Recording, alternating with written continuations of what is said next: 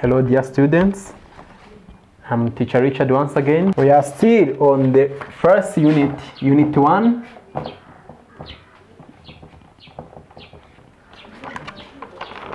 Which is population and natural resources. Okay. Now, we are going now to deal with the population density.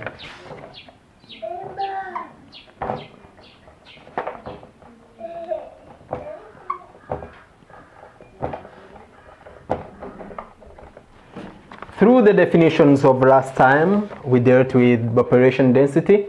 I hope you all remember, okay? We said it was the number of people divided by or per the unit of place, unit of area, unit of volume, okay? So we are now going to repeat the same definition. Number of individuals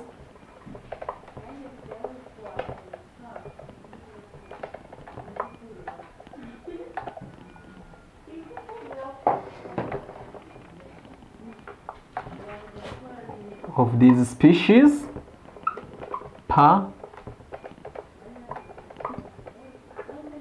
unit of, can be area or volume, okay? So we are now going to discuss about the distribution of the organisms in certain area, okay? For example, guys, why do Kigali is a city of many people, while some places have a small number of people, okay? Why some forests are crowded, other places are desert, okay? That's why we are going to look into, okay? So, all populations are differently distributed, okay? Populations are differently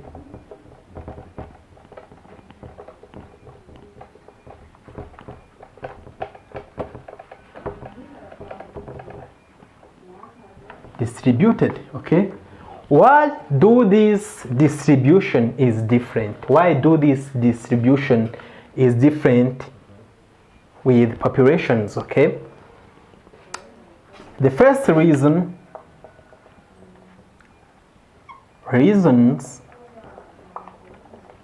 why populations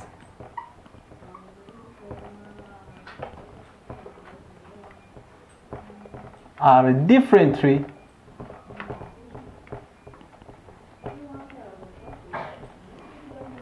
distributed.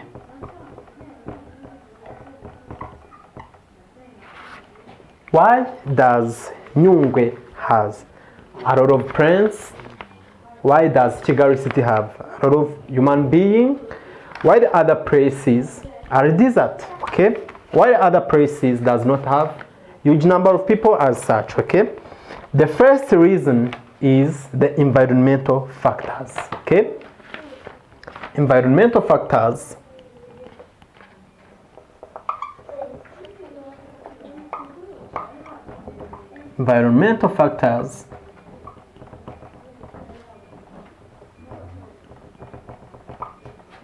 play a huge role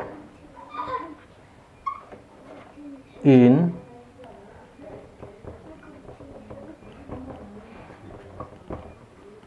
distributing populations, okay? For example, a lot of populations tend to move where environment factors are favorable, okay? For example, where there is food, where there is favorable temperature, where there is favorable conditions like weather, okay? Where there is no drought, all those places with favorable conditions will tend to have a huge number of population, okay? Another example, in the desert, because there are not favorable conditions, there is admitted amount of food, admitted amount of a good temperature, a limited amount of rainfall, there tend to be less amount of populations, okay? So that's why we say the environmental factors are the first factors that contribute to the distribution of populations, okay? Are we together? Now, these environmental factors that affect the distribution of populations are divided into two groups.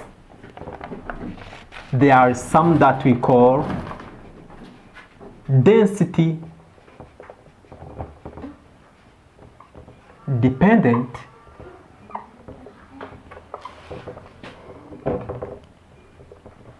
factors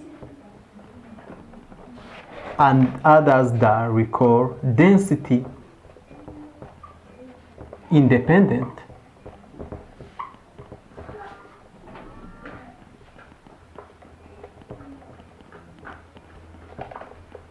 factors, okay?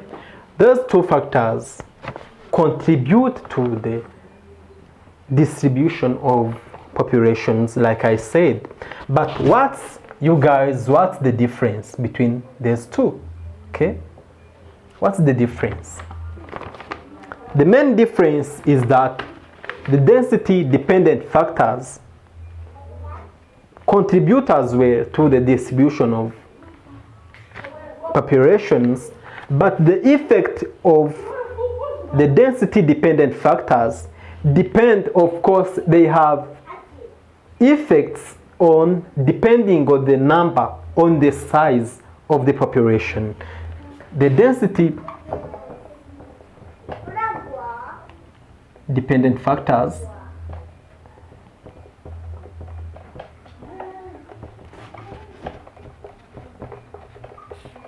are those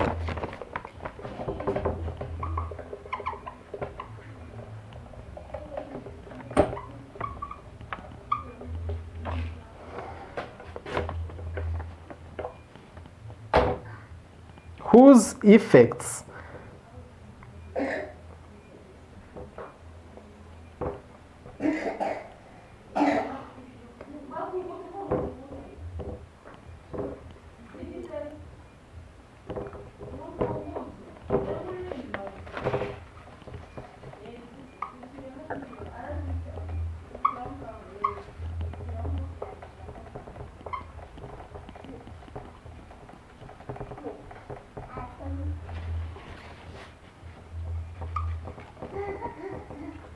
okay?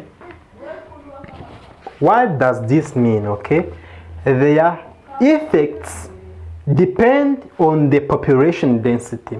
For example, the food availability.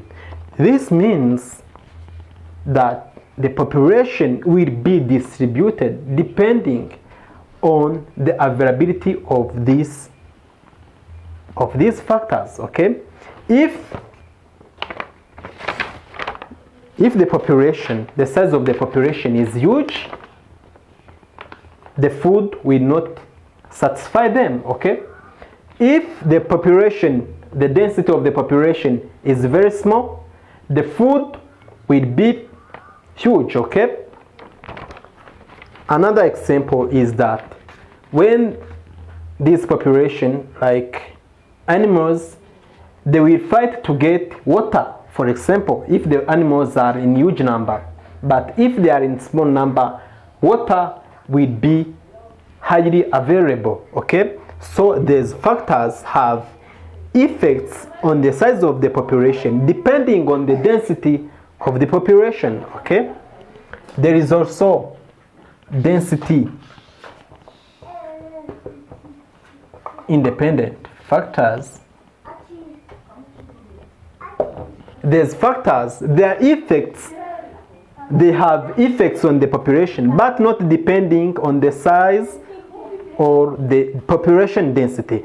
For example, the sunlight, for example, drought, for example, natural calamities. When the natural calamities are going to hit on the population, it does not refer whether the population are of huge number or whether the population are of a small number, the natural calamities will come as such, okay, and will have their effects without looking whether the population has a great density or a small density. So their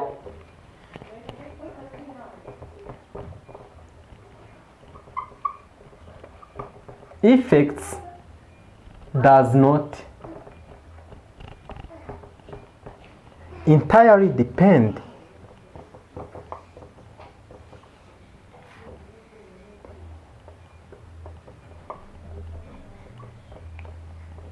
on the population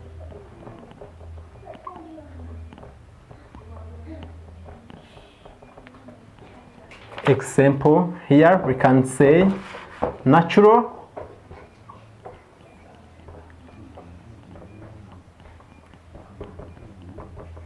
calamities like drought, like floods, all these, their effects does not entirely depend on the population density, while on the density dependent factors, their effects vary with the population density, okay? Here we said example like food availability. So we are now going to look to whether the density dependent factors, whether the density independent factors, we are now going to look at their good effects and their bad effects on the population, okay? For example, there are some factors that are good, factors that increase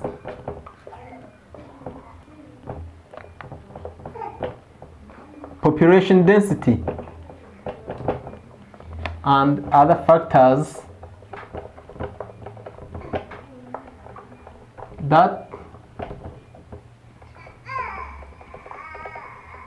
decrease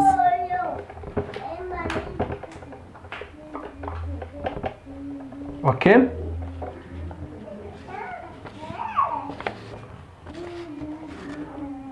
We have here, for example,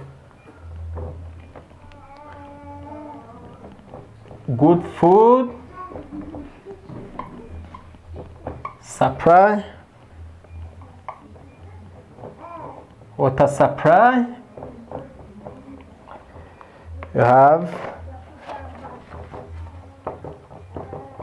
ability to resist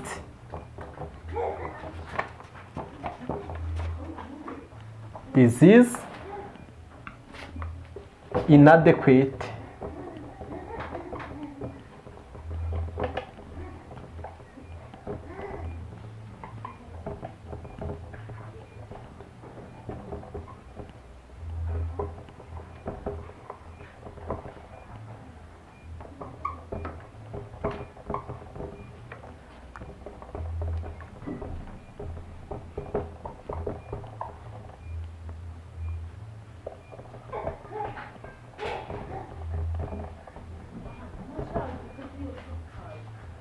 So all these factors will contribute in a positive manner to the increase of the population density, while this will have the negative impact on the distribution of this population. So guys, let's end this session by here. We'll continue next time, and reminding you that we are still on ecology. For those who did not see the first session, you can go back and try to look at, because it's a chain, okay? When you have a view on the first, you can have the meaningful session to the second, okay? Thank you. Next time.